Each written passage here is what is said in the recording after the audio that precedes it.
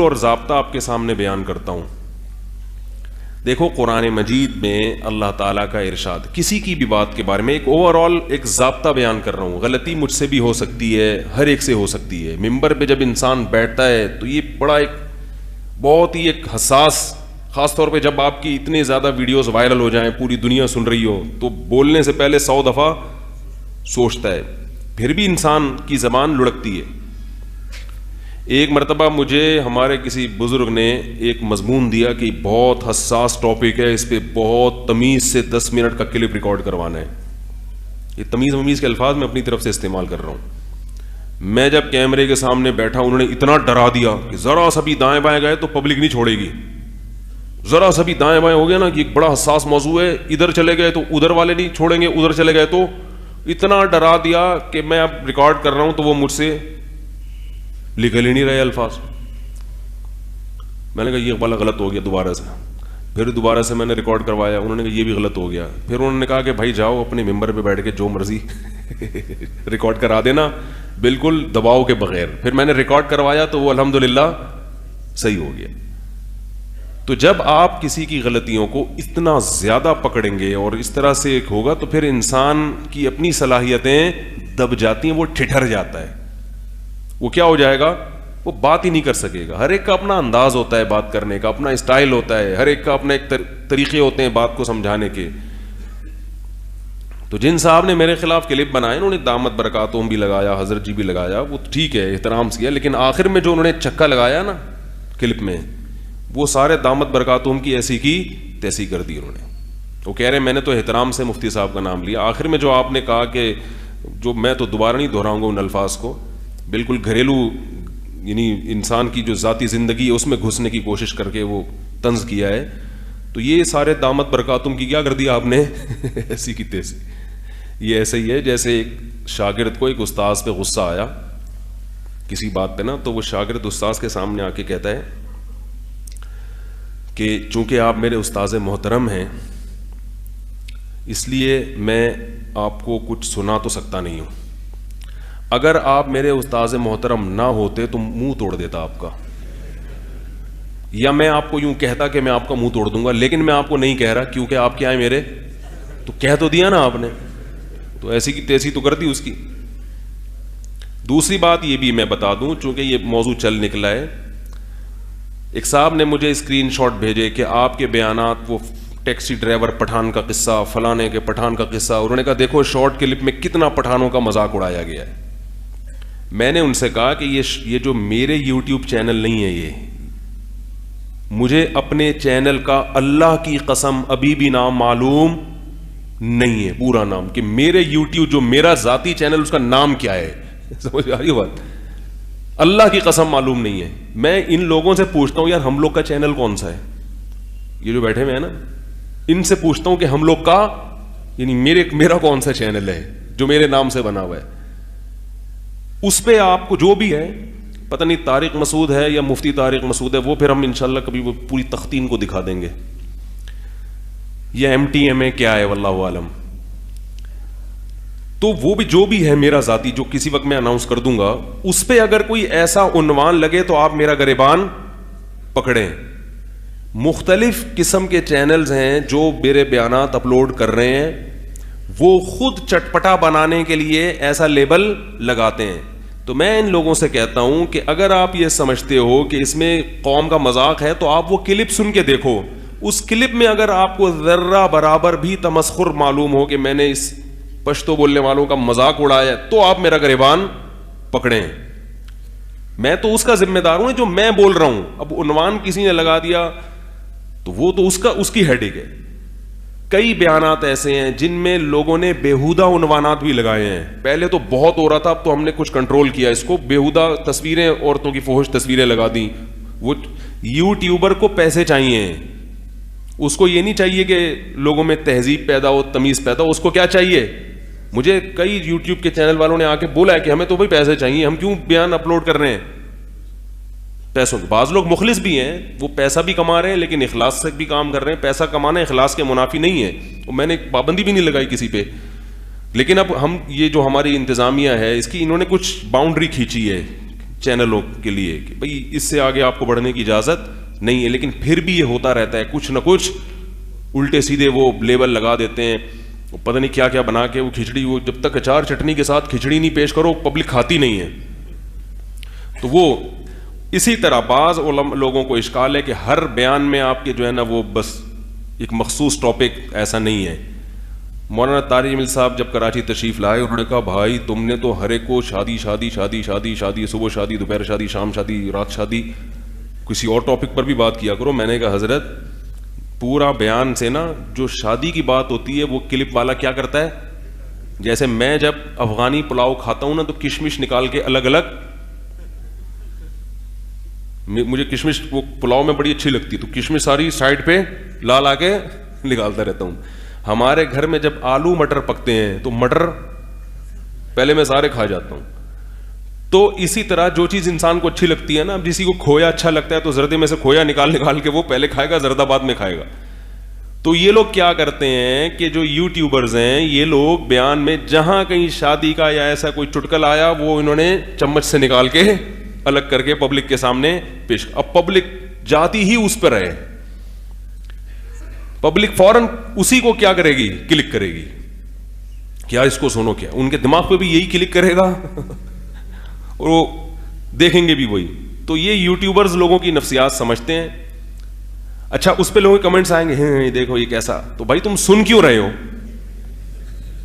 ہے بھائی سنیں گے پورا تمیز سے تسلی سے, بڑا انجوائے بھی کریں گے, اس کے بعد کہیں گے دیکھو یار وہی ہے کہ فلم دیکھ رہے ہیں آپ اور پوری فلم دیکھنے کے بعد توبہ کیسی بے حیائی یہ فلم, توبہ کیسے دیکھ کیوں رہے ہو بھائی. تو ایک اصول اور ضابطہ آپ کے سامنے بیان کرتا ہوں, کیونکہ یہ کسی خاص شخص کے بارے میں اصول اور ضابطہ بیان نہیں کر رہا, نہ کسی خاص فرقے کے بارے میں. یہ ایک ایسی چیز ہے جو اوور آل جس میں تقریباً ہم سب مبتلا ہیں, شاید میں بھی مبتلا ہوں, آپ بھی ہوں. ہر قوم, ہر مذہبی جماعت اور ہر فرقہ, ہر مسلک, زیادہ تر اسی جذباتیت میں ہم لوگ کیا ہیں, مبتلا ہیں. اس کے لیے میں ایک چیز آپ کے سامنے پیش کرتا ہوں. قرآن مجید کی ایک آیت ہے, دیکھیں ایک اصول ہے, بہت اچھی طرح سے سمجھیں اس کو. قرآن مجید میں اللہ تعالیٰ کا ارشاد ہے وَلَمَّا ضُرِبَ ابْنُ مَرْيَمَ مَثَلًا إِذَا قَوْمُكَ مِنْهُ يَصِدُّونَ وَقَالُوا أَآلِهَتُنَا خَيْرٌ أَمْ هُوَ مَا ضَرَبُوهُ لَكَ إِلَّا جَدَلًا بَلْ هُمْ قَوْمٌ خَصِمُونَ إِنْ هُوَ إِلَّا عَبْدٌ أَنْعَمْنَاهُ عَلَيْهِ وَجَعَلْنَاهُ مَثَلًا لِبَنِي إِسْرَائِيلَ. اللہ تعالیٰ کا ارشاد ہے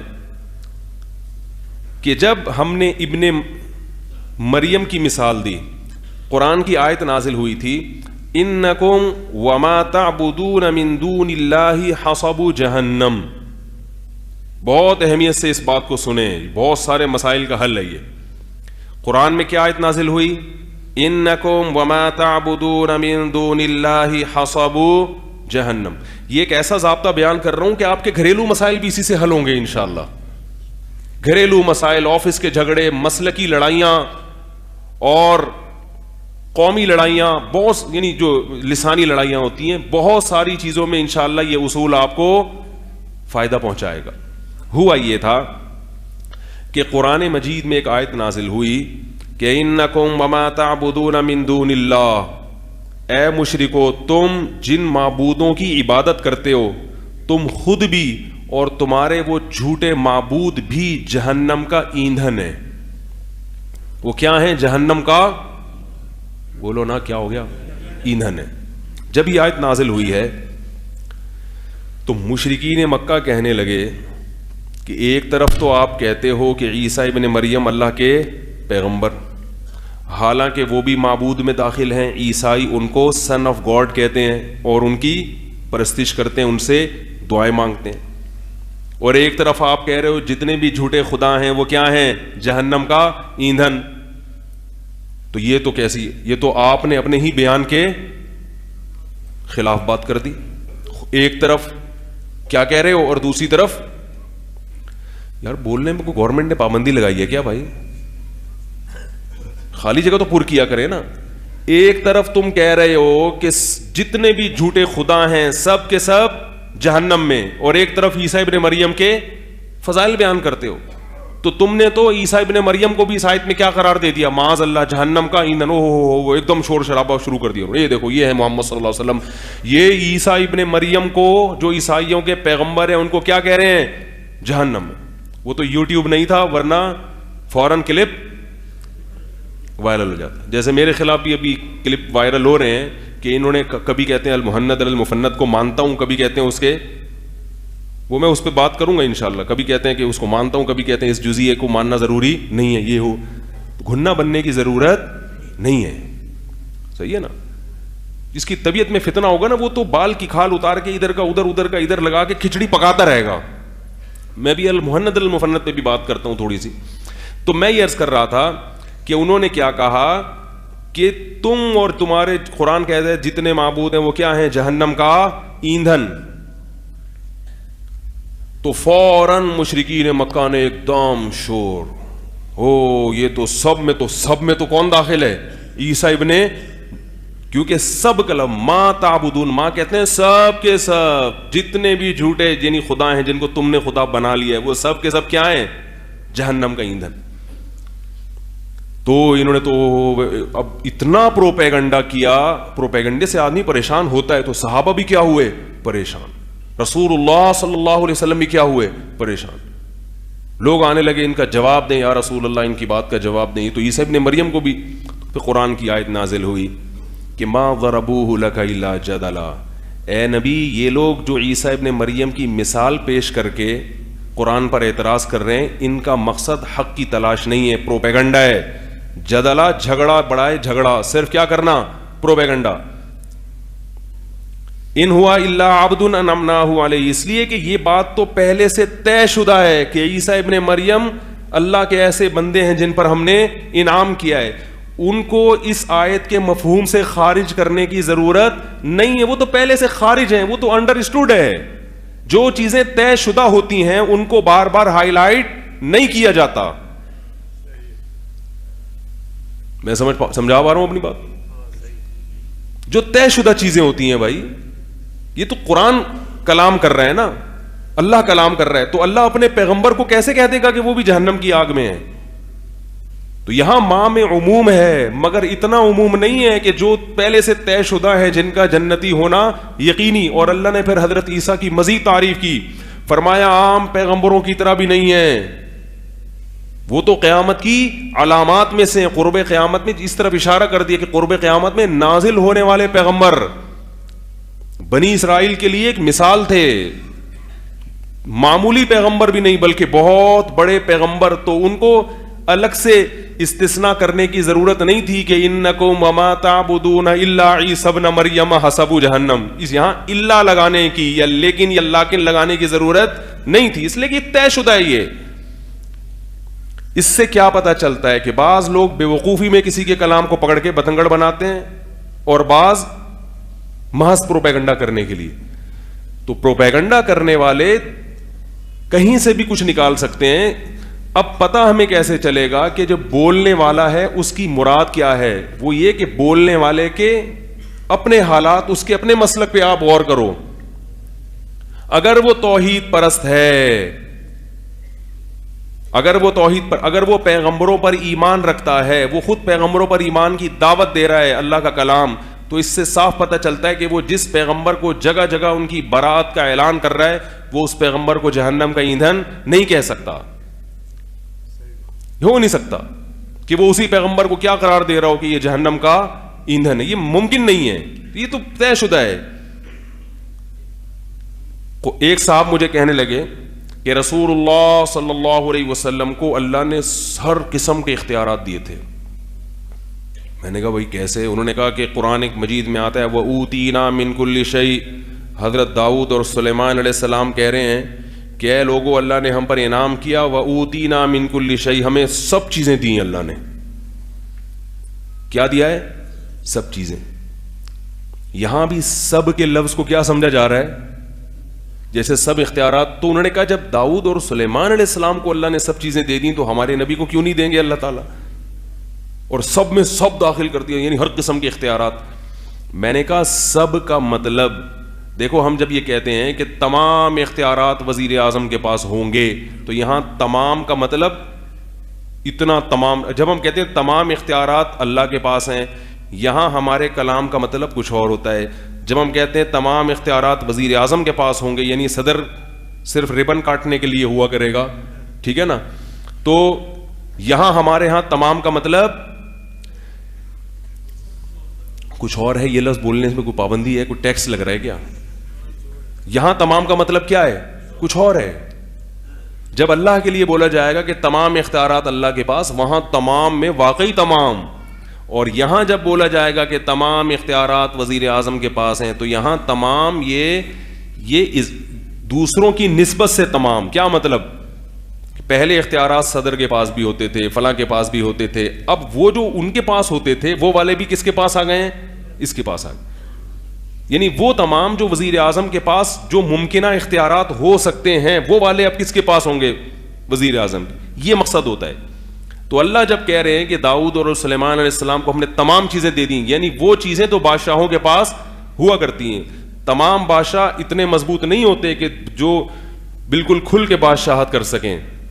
تو اللہ نے داؤد اور سلیمان علیہ السلام کو تمام اختیارات دیے. کیا مطلب؟